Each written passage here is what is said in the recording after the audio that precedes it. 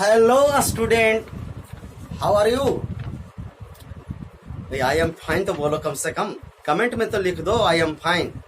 ठीक है students, I had discussed in previous class about the classification of solid, amorphous solid and crystalline solid, and already I have discussed about the exercise questions of NCERT.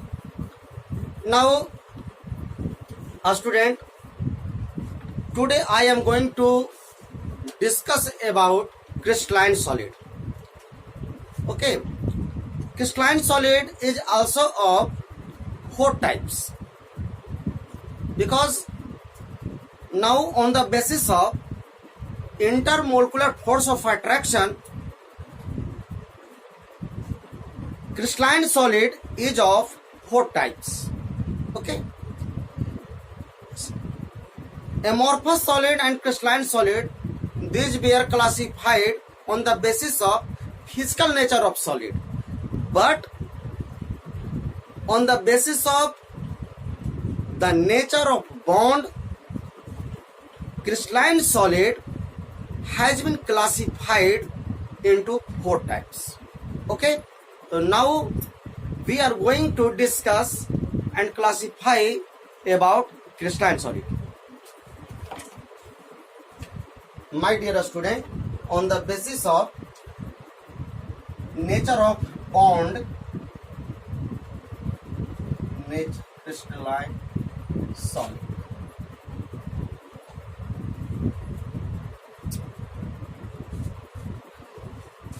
Write down on the basis of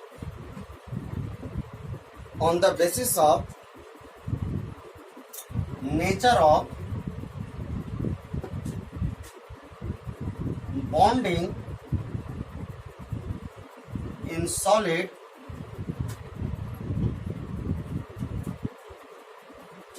crystalline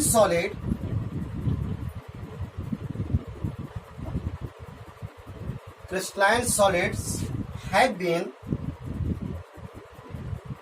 classified. Solids have been classified into 4 categories.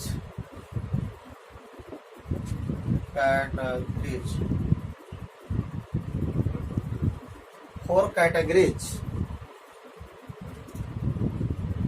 First, इसको आप इस तरह से भी लिख सकते हैं कि crystalline solid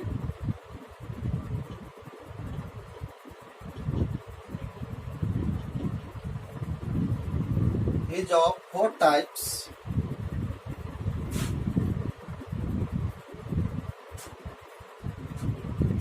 First is ionic solid.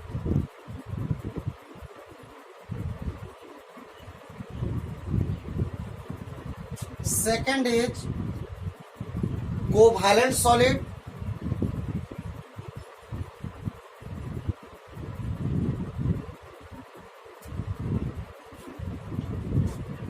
Third is metallic solid, or third is molecular solid.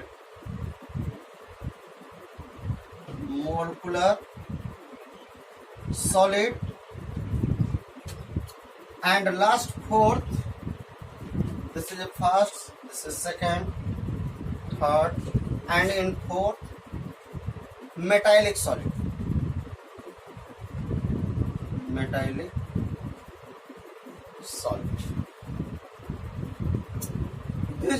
These are 4 types of crystalline solid.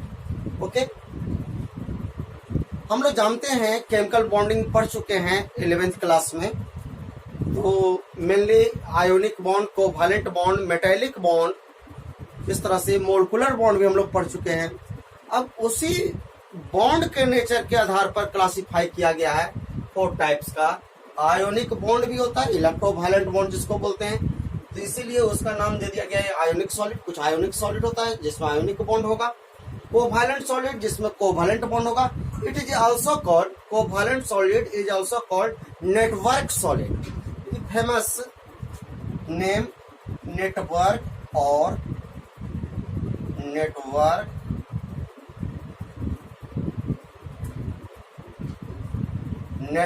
solid. तो covalent solid is also called network solid.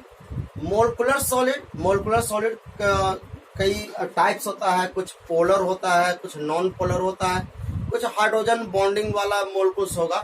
तो इसको हम 3 क्लासिफाई में करेंगे मोलकुलर सॉलिड को आगे. But fourth is metallic solid, है ना, जिसमें मेटालिक का बॉन्ड होता है. तो इस तरह से 4 टाइप्स का क्रिस्टलाइन सॉलिड हो गया.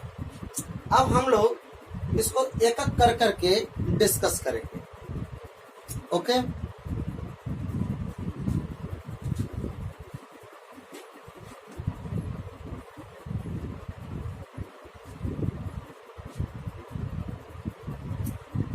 सबसे पहला आयोनिक सॉलिड. फर्स्ट है आयोनिक सॉलिड. तो आयोनिक सॉलिड का मतलब ही हो गया, हम लोग जानते हैं कि आयोनिक बॉन्ड जो बनता है उसके लिए एक कटायन होना चाहिए, एक एनायन होना चाहिए, है ना. एक कटायन और एनायन इसका कंस्टिट्यूएंट पार्टिकल्स होता है. तो इसमें मेनली जो क्वेश्चन आपसे पूछेगा, ऑब्जेक्टिव टाइप का क्वेश्चन इससे पूछ सकता है कि बतलाइए कि आयोनिक सॉलिड में किस तरह के कंस्टिट्यूएंट पार्टिकल्स होता है और किस तरह का फोर्स होता है. उसमें फोर्स ऑफ अट्रैक्टिव जो फोर्स है वो किस तरह का होता है. ये इसका 2 मेन इंपॉर्टेंट फीचर्स है. तो आयोनिक सॉलिड, तो इसमें कंस्टिट्यूएंट पार्टिकल्स हो जाएगा आयन. जब आयन बोलेंगे तो 2 चीज आएगा, कटायन और एनायन, 2. तो दोनों, तो इसमें कंस्टिट्यूएंट पार्टिकल्स के रूप में क्या होगा, आयन, यानी कि कटायन और एनायन. और उसमें जब कटायन और एनायन है तो अट्रैक्टिव फोर्स क्या होगा, इलेक्ट्रोस्टैटिक फोर्स ऑफ अट्रैक्शन. तो इसमें फोर्स हो गया इलेक्ट्रोस्टैटिक फोर्स ऑफ अट्रैक्शन और कंस्टिट्यूएंट पार्टिकल्स होगा कटायन एंड एनायन. ये आपका आयोनिक सॉलिड होता है. तो आप लिखिए मेरे साथ, ए solid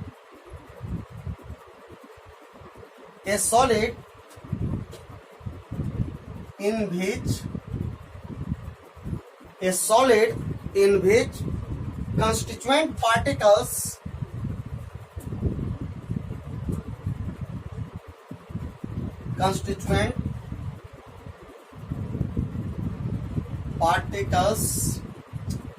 are ion.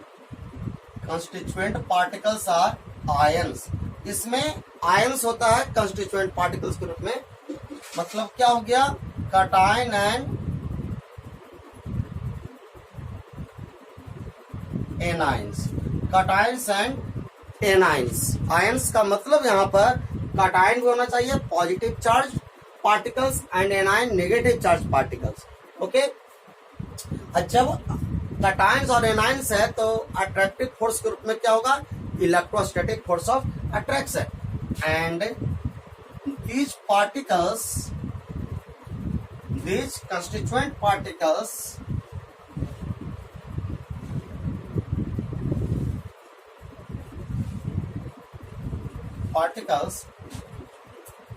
are held together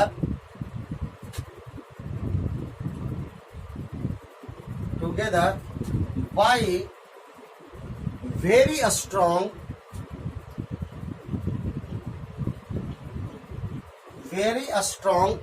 electrostatic force of attraction. Electrostatic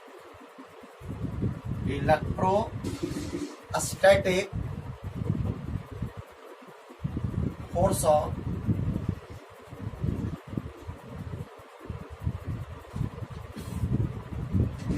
of attraction. तो ये इसके बारे में आप ये कह सकते हैं.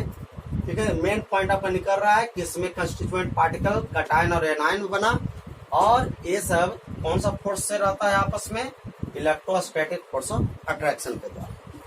ठीक है। फॉर एग्जाम्पल आप ले सकते हैं, for example sodium chloride, sodium chloride इसमें सोडियम कटायन के रूप में और क्लोराइड एनायन के रूप में होता है। KCl ले सकते हैं, कॉपर सल्फेट ले सकते हैं, ETC। ये हो गया आयोनिक सॉल्ट। सेकंड है कोवैलेंट सॉलिड, कोवैलेंट सॉलिड और नेटवर्क सॉलिड। नेटवर्क सॉलिड इसमें आप कह सकते हैं, नाम से क्लियर है कि कोवैलेंट सॉलिड है, कोवैलेंट बॉन्ड ही होगा इसमें। तो लिख सकते हैं कि a solid in which constituent particles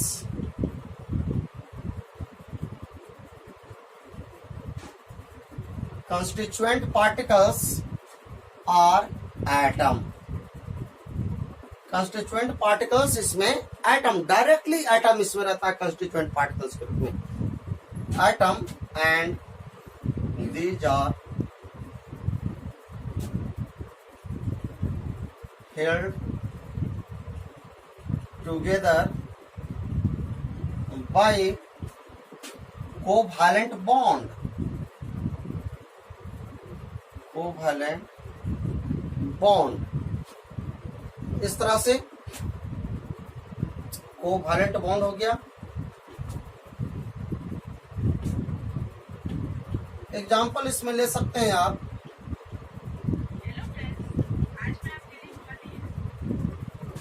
example में आप ले सकते हैं कोवैलेंट सॉलिड का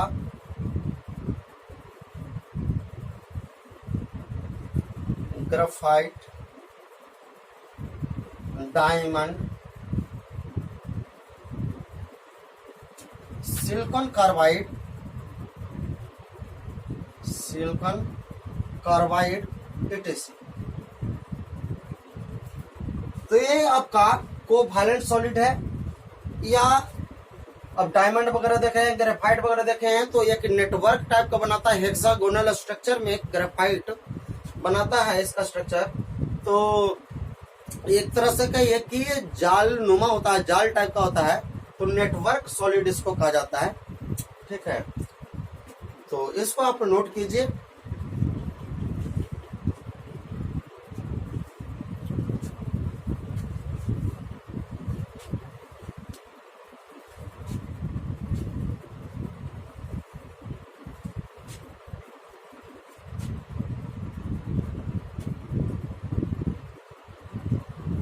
थर्ड होगा आपका मोलकुलर सॉलिड।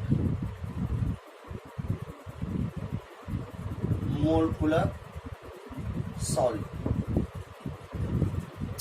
तो मोलकुलर सॉलिड की अगर हम बात करें तो डायरेक्ट यहां पर तो मोलकुल ही होगा कंस्टिट्यूएंट पार्टिकल्स के रूप में। लेकिन अब यहां पर कंस्टिट्यूएंट पार्टिकल तो पता चल गया कि मोलकुल होगा, जैसे आपका H2 हो गया, आइस वगैरह। लेकिन इसमें हम फोर्स ऑफ अट्रैक्शन की अगर बात करें तो कई तरह का होता है, वो डिपेंड करता है कि मोलकुल का नेचर कैसा है। यानी कि मोलकुलर सॉलिड भी 3 टाइप्स का होता है। इसको आप 3 कैटेगरीज में आप इसको क्लासीफाई कर सकते हैं बॉन्ड के नेचर के अकॉर्डिंग। ठीक है, इसका मतलब 3 टाइप हो सकता है। एक पोलर मोलकुलर सॉलिड होता है, नॉन पोलर मोलकुलर सॉलिड, एक हाइड्रोजन बॉन्डिंग मोलकुलर सॉलिड हो सकता है। ठीक है, तो सभी में अलग अलग तरह का फोर्स ऑफ अट्रैक्शन होगा। तो डायरेक्ट आप पहले ऐसे लिखिए कि it is of 3 types, it is of 3 types. A में polar molecular solid, B non polar molecular solid, and C hydrogen bonding या हाइड्रोजन बॉन्डेड मोलकुलर सॉलिड।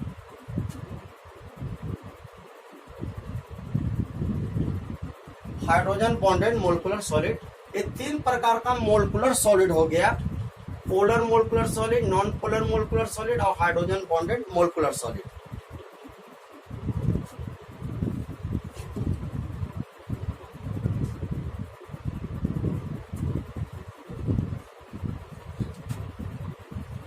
अब मैं वन बाय वन डिस्कस करूंगा कि polar molecular solid, non polar molecular solid क्या होता है। तो सबसे पहले molecular solid, polar molecular solid.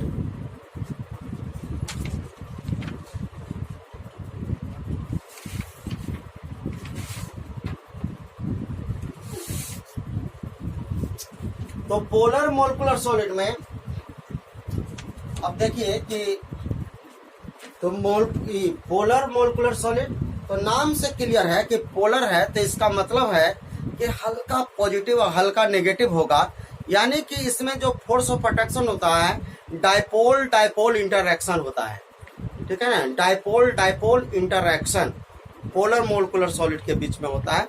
अब कंस्टिट्यूएंट पार्टिकल तो मोलकुल है ही, तो पहले इसमें हम लिखते हैं कि a molecular solid, a molecular solid in which constituent particles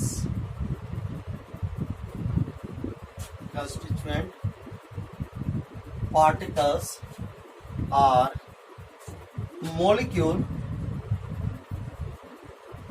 and these are held together by dipole dipole interaction, dipole dipole interaction.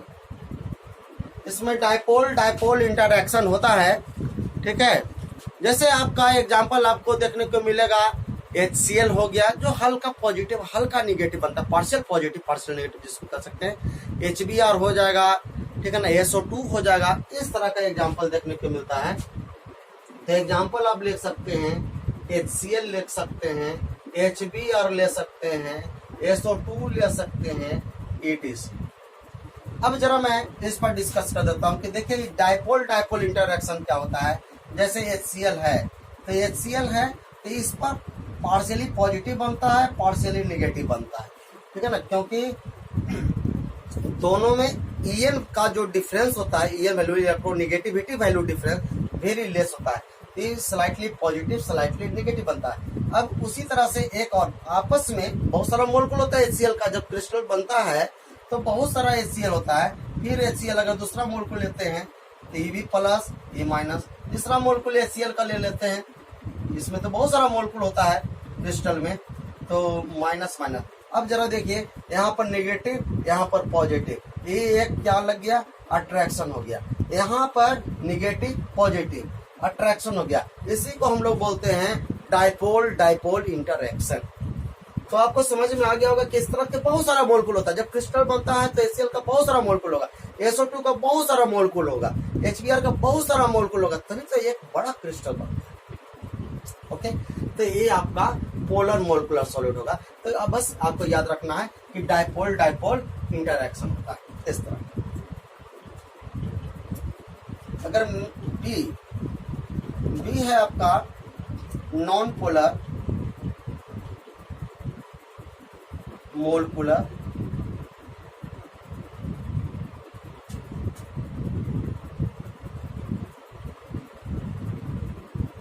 Solid, non polar molecular solid.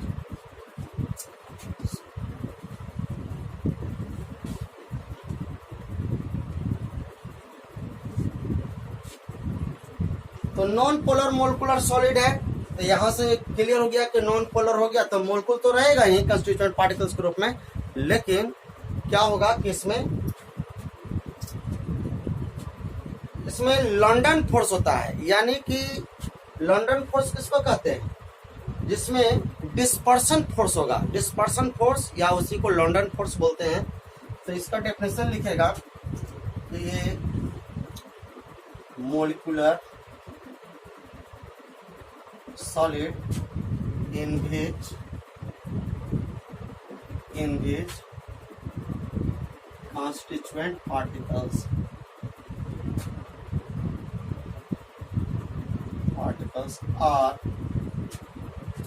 are molecule, and these are held together by dispersion forces,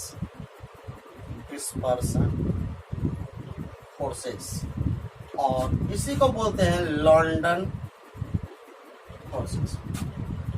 London force के नाम से जाना जाता है।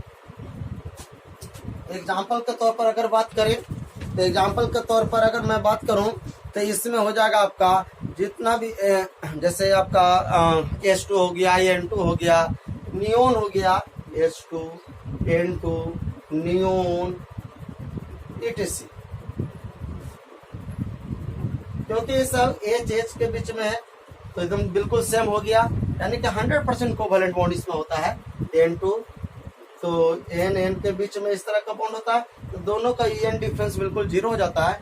तो ये आपका non polar molecular solid होता है इस तरह से, क्योंकि दोनों सेम है तो बिल्कुल यहाँ पर कोई फोर्स उस तरह का पोलरिटी डेवलप नहीं करता है, तो बिल्कुल ये हो गया आपका non polar molecular solid. Okay, जो सी टाइप का था hydrogen bonded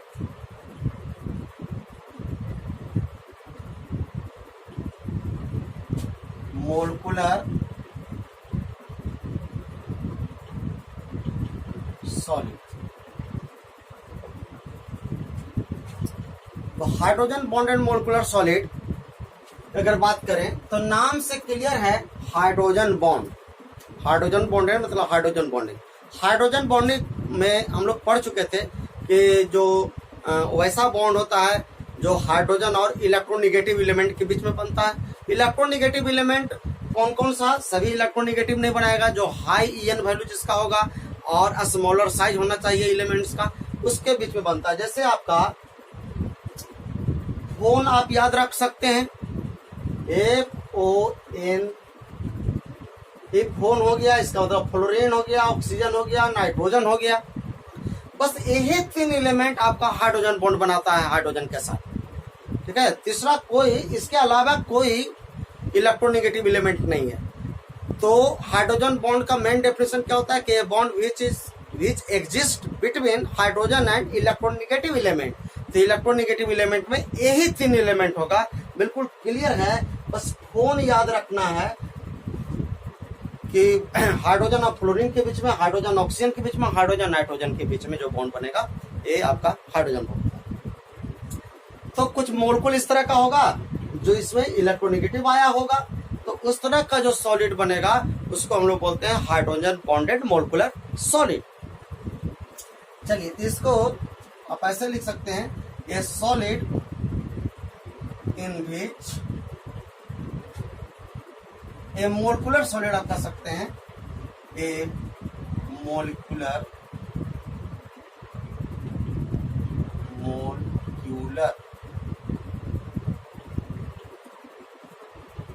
solid in which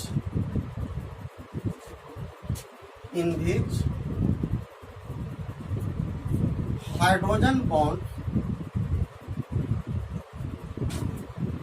exist between hydrogen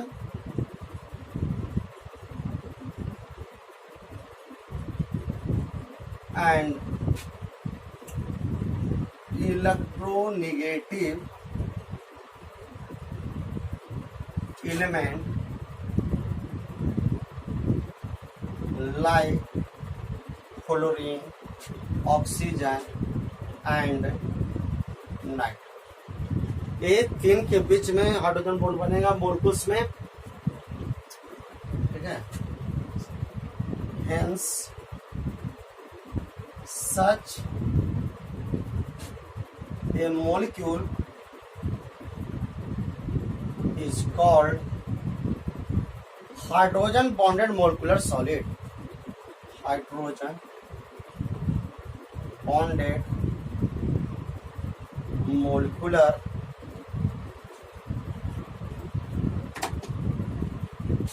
hydrogen bonded molecular solid।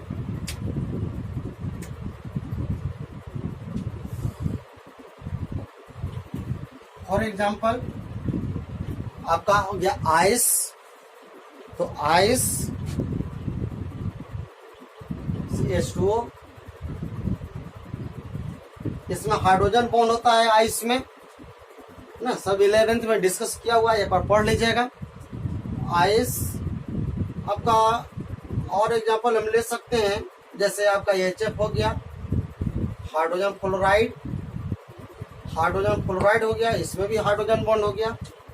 इसी प्रकार से और हो सकता है अमोनिया। ये सब सॉलिड के रूप में जब रहेगा, इसमें मोलकुलर सॉलिड किस तरह का होगा, hydrogen bonded molecular solid it is.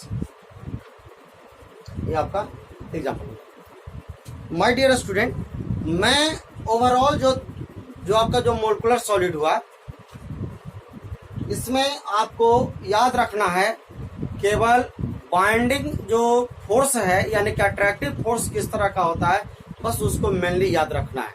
Okay, चलिए last fourth is metallic solid.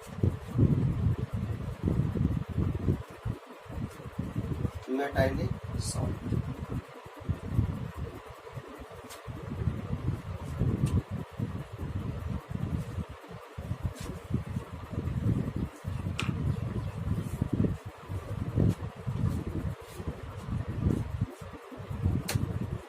Metallic solid आप लोग पढ़ चुके होंगे। मेटालिक बॉन्ड, मेटालिक बॉन्ड में क्या होता है, इसमें कंस्टिट्यूएंट पार्टिकल सिर्फ मेटल होगा, जैसे आयरन हो सकता है, निकल हो सकता है, कॉपर हो सकता है, जिसमें पढ़ाए होंगे कि पॉजिटिव चार्ज कर्नल है ना, पॉजिटिव चार्ज कर्नल और मोबाइल इलेक्ट्रॉन के बीच में एक फोर्स लगता है, वो भी force electrostatic force of attraction ही होता है।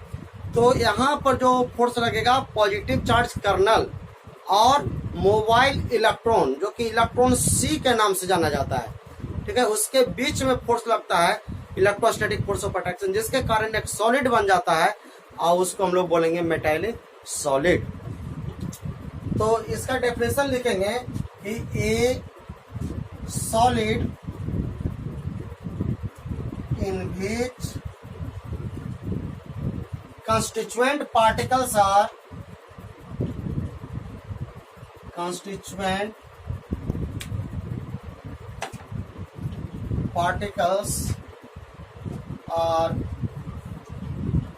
metallic atom,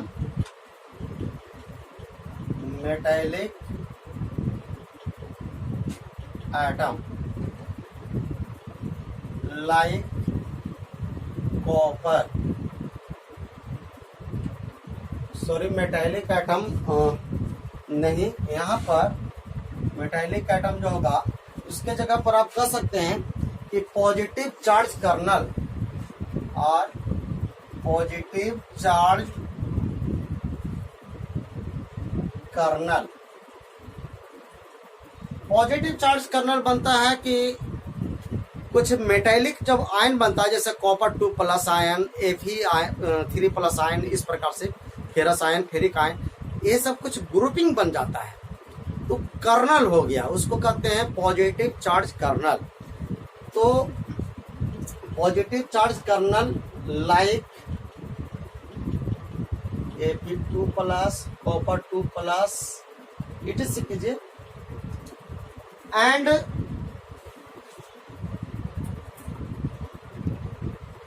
these are held together by electrostatic force of attraction, electrostatic force of attraction, force of attraction। यहां पर एक तरह से आप लिख सकते हैं डेट इज मेटालिक बॉन्ड। क्या है मेटालिक बॉन्ड? होता है, यहाँ पर मैं ब्रैकेट में लिख देता हूं, या आप नोट में इसको कर सकते हैं थोड़ा सा, ताकि और क्लियर हो जाए आप लोग को नोट में कि ए बॉन्ड, यहाँ पर बॉन्ड नहीं फोर्स से आप डायरेक्ट लिख सकते हैं। A force which acts between, a force, metallic bond directly force होता है। A force which acts between positive charge kernel and mobile electron, mobile electron और इलेक्ट्रॉन सी, इलेक्ट्रॉन सी मतलब ऐसा बिहेव करता है जैसे लगता है कि इलेक्ट्रॉन का सी है, ओशन है, और उसमें पॉजिटिव चार्ज फ्लोट कर रहा है, इस तरह से बिहेव करता है। ये दोनों के बीच में फोर्स लगता है, called metallic bond, called metallic bond. Okay, example के तौर पर, फॉर एग्जाम्पल जैसे देखिए कॉपर, कोई भी आप मेटल ले सकते हैं। पहले तो एग्जाम्पल मेटालिक सॉलिड का पहले लिखिए, उसके बाद मैं समझा देता हूं कि किस तरह का यहाँ पर फोर्स लगता है किसके किसके बीच में। कॉपर हो गया, आयरन हो गया, निकेल हो गया, इट इज। स्टूडेंट्स मैं इसको क्लियर करता हूं कि पॉजिटिव चार्ज कर्नल और किसके मोबाइल इलेक्ट्रॉन क्या होता है। जैसे देखिए पॉजिटिव चार्ज कर्नल है Cu2 प्लस आयन, इसमें बहुत सारा आयन होता है कॉपर का, 2 plus ion, Cu2 plus ion, Cu2 plus ion, Cu2 plus ion, इस तरह से Cu2 plus ion, Cu2 plus ion, Cu2 plus ion, Cu2 plus ion, Cu2 plus ion, इस तरह से। देखिए ये जो इलेक्ट्रॉन जो लूज किया, ये कहाँ है? ये सब पूरे पार्ट्स में ट्रेवल कर रहा है। सब इलेक्ट्रॉन, सबका इलेक्ट्रॉन कोई फिक्स डायरेक्शन नहीं है, पूरे पार्ट्स में ट्रेवलिंग करता है, मूव करता रहता है इस तरह से। ये सब मोबाइल इलेक्ट्रॉन है, ये सब जो डॉट से दिखा दिए हैं। तो ये हो गया आपका मोबाइल इलेक्ट्रॉन। इसको ज्यादा समझने के लिए मैं बतला रहा हूँ, इतना करने की जरूरत नहीं है यहाँ पर। तो ये सब मोबाइल इलेक्ट्रॉन है। और ये जो हो गया, इसी को हम बोल रहे हैं positive charge kernel, positive charge kernel. तो एक फोर्स लग रहा है पॉजिटिव चार्ज कर्नल और मोबाइल इलेक्ट्रॉन के बीच में, सभी के बीच में लग रहा है, यही है मेटालिक बॉन्ड। और इस तरह से जो फोर्स बनेगा तो आपस में एक सॉलिड बन जाता है, this is called metallic solid. तो ये आपका 4 टाइप्स का क्रिस्टल सॉलिड, क्रिस्टलाइन सॉलिड है, ठीक है। इसको फिर से एक बार मैं समरी के रूप में मैं लिख देता हूं कि इसमें किस तरह का एनर्जी होगा, कितना एनर्जी किसमें लगता है, लमसम गुड कंडक्टर है, बैड कंडक्टर है, किस तरह का है। तो एक मैं टेबल आपको लिखवा देता हूं, ठीक है। तो चलिए इसको नोट कीजिए, मैं मिटाता हूं इसको।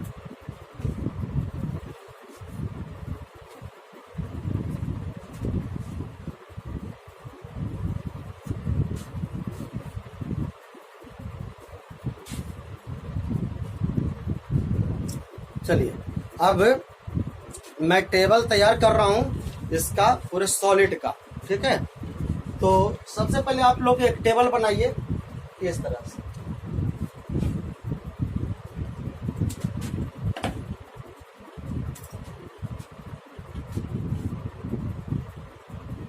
सबसे फर्स्ट जो है आपका टाइप्स ऑफ सॉलिड, इसमें लिखना है टाइप्स ऑफ सॉलिड लिखना है। उसके बाद जो सेकंड जो कॉलम बनाएंगे इसमें आपको देखना है कंस्टिट्यूएंट पार्टिकल्स किस तरह का है, कंस्टिट्यूएंट पार्टिकल्स किस तरह का है। उसके बाद जो थर्ड जो आपका जो कॉलम बनेगा उसमें बनेगा बाइंडिंग अट्रैक्टिव फोर्स, किस तरह का इसमें फोर्स होता है उसके बारे में। बाइंडिंग अट्रैक्टिव, आप लोग लिखते जाइएगा, attractive force, binding attractive force. उसके बाद हम लोग लिखेंगे बाइंडिंग एनर्जी, उसमें कितना एनर्जी लगता है बॉन्ड बनने में, करीब करीब, इसको हम लोग लिखेंगे बाइंडिंग एनर्जी, जो कि केजी किलो जूल पर मोल के रूप में होगा इसका यूनिट, इस तरह से। उसके बाद जो नेक्स्ट हम लोग जो आइटम जो लिखेंगे, नेक्स्ट जो बनाएंगे कॉलम, वो होता है मेल्टिंग पॉइंट के लिए। मेल्टिंग पॉइंट उसका कितना होगा, एमपी, डायरेक्ट आप लिखिए एमपी। एमपी का मतलब हो गया कि मेल्टिंग पॉइंट, जो कि केल्विन में हम लोग लेंगे, इन केल्विन। उसके बाद जो नेक्स्ट जो हमारा जो कॉलम बनेगा वो फिजिकल नेचर के लिए बनेगा, कि उसका क्या फिजिकल नेचर है, ठीक है, हार्ड है कि सॉफ्ट है, इसके लिए। तो फिजिकल नेचर, फिजिकल नेचर, इसमें फिजिकल नेचर थोड़ा सा छोटा पड़ रहा है, तो आप लोग थोड़ा सा मैं छोटा छोटा मैं करके लिखता हूँ, आप लोग बिल्कुल क्लियर इसको लिखिएगा। तो फिजिकल नेचर। उसके बाद इलेक्ट्रिकल कंडक्टेंस, उसका क्या होता है, इलेक्ट्रिकली उसका नेचर कैसा है, इलेक्ट्रिकली बिहेवियर। और जो नेक्स्ट है आपका एग्जाम्पल्स, इसमें एग्जाम्पल आप लिखिएगा, एग्जाम्पल्स, तो कुछ इस तरह का सॉलिड। अब मैं आपको सबसे पहला आयोनिक सॉलिड की मैं बात कर रहा हूं। आयोनिक सॉलिड में भी मैं बतलाया था कि कंस्टिट्यूएंट पार्टिकल्स, आपका रिपीट भी हो रहा है, कंस्टिट्यूएंट पार्टिकल्स डायरेक्ट आयन होता है, आयन, वो आयन है तो इसमें कटायन आयन, एनायन दोनों होगा। अगर हम बाइंडिंग अट्रैक्टिव फोर्स की बात करते हैं तो इलेक्ट्रोस्टैटिक फोर्स ऑफ अट्रैक्शन होता है, electrostatic force of attraction, electrostatic force of attraction होता है। अब अगर मैं बाइंडिंग एनर्जी की मैं बात कर रहा हूं तो इसका करीब करीब 4000 किलो जूल पर मोल होता है बाइंडिंग एनर्जी, किलो जूल पर मोल, सब किलो जूल पर मोल पे सब समझिएगा, ऊपर में इंडिकेट किया हुआ है। अब इसका अगर मैं मेल्टिंग पॉइंट की बात करता हूं तो काफी हाई होता है, चूंकि आयोनिक बॉन्ड है, इलेक्ट्रोस्टैटिक फोर्स ऑफ अट्रैक्शन है, तो काफी हाई हो जाएगा, तो वेरी हाई कर सकते हैं, करीब करीब नियरली 1500 केल्विन के लमसम में होता है। वह एक्यूरेट करना तो मुश्किल है चूंकि अलग अलग सॉलिड होता है, तो करीब करीब आप मानिएगा ये 1500 केल्विन होता है। देखिए फिजिकल नेचर की अगर मैं बात करूं तो काफी हार्ड होगा, क्योंकि आयोनिक सॉलिड है, हार्ड, काफी हार्ड होता है। इलेक्ट्रिकल बिहेवियर, इलेक्ट्रिकल बिहेवियर की अगर मैं बात करूं तो देखिए इसमें थोड़ा सा केयर आपको रखना है। अब कोई पूछता है कि सोडियम क्लोराइड कैसा है, तो डायरेक्ट कोई कह देता है कि गुड कंडक्टर है, बट आपका नेचर देखना पड़ेगा कि उसका फिजिकल नेचर क्या है, मतलब सॉलिड है या एक्वस सॉल्यूशन में है। अगर डायरेक्ट सॉलिड में है तो बैड कंडक्टर वहां पर होगा। अगर कोई कहता है कि सोडियम क्लोराइड क्या, तो आपको किस स्टेट में पूछ रहा है ये क्लियर करना पड़ेगा। डायरेक्ट अगर सॉलिड स्टेट में है तो वहां पर बैड कंडक्टर होता है, लेकिन अगर मोल्टेन स्टेट में है या एक्वस सॉल्यूशन में है तब जाकर के गुड कंडक्टर बनता है। इसको आप नोट रखिए, इसको माइंड में रखिएगा। तो यहां पर लिखिएगा कि इंसुलेटर इंसुलेटर की तरह बिहेव करता है, insulator in solid state but conductor in molten state, but conductor in molten state और इन एक्वस सॉल्यूशन। एक्वस आप लोग लिख लीजिएगा, हो सकता है कि आप क्लियर नहीं हो रहा हो तो आप लोग इसको नोट कीजिएगा। मैं बोल रहा हूं कि insulator in solid state but conductor in molten state और इन एक्वस सॉल्यूशन। एग्जाम्पल्स की मैं बात कर रहा हूं तो फेमस एग्जाम्पल सोडियम क्लोराइड है, KCl है, कॉपर सल्फेट है, इट इज। चलिए आयोनिक सॉलिड की बात है। कोवैलेंट सॉलिड की अगर मैं बात कर रहा हूं, कोवैलेंट सॉलिड और नेटवर्क सॉलिड इसको कहा जाता है। नेटवर्क सॉलिड तो इसमें डायरेक्ट एटम होगा कंस्टिट्यूएंट पार्टिकल्स के रूप में। इलेक्ट्रोस्टैटिक फोर्स ऑफ अट्रैक्शन में डायरेक्ट आप लिख सकते हैं कोवैलेंट बॉन्ड। कोवैलेंट बॉन्ड होता है। अच्छा, बाइंडिंग एनर्जी की मैं बात कर रहा हूं तो चूंकि आपका नेटवर्क सॉलिड है, नेटवर्क सॉलिड भी हार्ड होता है, तो इसलिए आप इसको भी आप मतलब इसको आप कह सकते हैं कि 150 से लेकर के 150 टू 150 केल्विन इसका आपका बाइंडिंग एनर्जी कम से कम इतना हो जाएगा। मैं समझता हूं कि 4000 नहीं, इतना नहीं, यानी कि इसको आप कह सकते हैं 150 से लेकर के 500 केल्विन तक जाएगा। ठीक है, तो 150 से लेकर के 500 किलो जूल पर मोल इसका बाइंडिंग एनर्जी होगा। और जब मेल्टिंग पॉइंट की अगर मैं बात कर रहा हूं तो इसका भी हाई होगा, और हाई जब होगा तो यानी कि करीब करीब, चूंकि नेटवर्क बनाता है तो इसको तोड़ने में बहुत ज्यादा एनर्जी लगता है, बॉन्ड को तोड़ने में, तो कम से कम इससे ज्यादा लगेगा, यानी कि 4000 केल्विन इसका मेल्टिंग पॉइंट होता है। फिजिकल नेचर की मैं बात कर रहा हूं पर होगा, फिजिकल नेचर लिखेगा हार्ड, और इलेक्ट्रिकल बिहेवियर में इंसुलेटर लिखेगा, इंसुलेटर एक्सेप्ट ग्रेफाइट,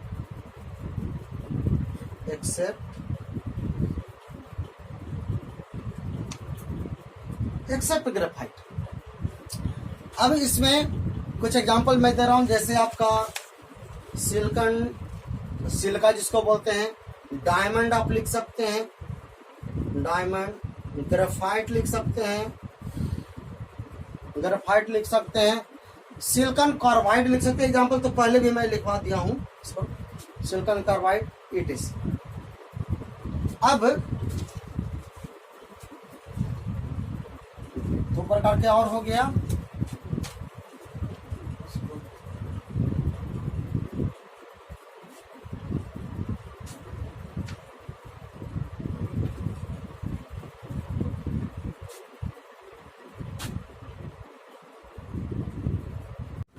अब मोलकुलर सॉलिड। तो मोलकुलर सॉलिड में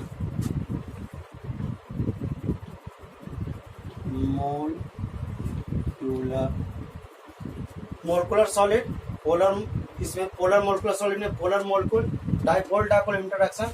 माय डियर स्टूडेंट, सारा चीज लिखवाया हुआ, केवल आपको बाइंडिंग एनर्जी देखना है, मेल्टिंग पॉइंट देख लेना है, फिजिकल नेचर क्या है यहाँ लिखा हुआ है, इलेक्ट्रिकली बिहेवियर कैसा है ना, सारा नोट कर लीजिए इसको, ज्यादा कुछ नहीं है, बाकी तो किया हुआ है। इलेक्ट्रिक इसका इंसुलेटर होता है पोलर में, मैंने यानी कह सकते हैं कि जितना भी मोलकुलर सॉलिड है सब आपका इंसुलेटर ही है। एग्जांपल तो पहले भी लिखवा दिए हैं, थोड़ा सा देखिए। और मेटालिक सॉलिड की मैं बात कर रहा हूँ तो पॉजिटिव चार्ज कर्नल भी लिखवाया हुआ है, मेटालिक बॉन्ड होता है, इसका इतना 72,000 इसका किलो जूल पर मोल होता है, 800 to 1000 डिग्री सी इसका होता है। इसका मेल्टिंग पॉइंट हार्ड होता है, मैलिएबल भी होता है, कंडक्टर ही है, गुड कंडक्टर है। एग्जांपल में आयरन हो गया, कॉपर हो गया, जिंक हो गया, कोबाल्ट हो गया, it is. Thank you very much. मिलते हैं नेक्स्ट क्लास में। बाय।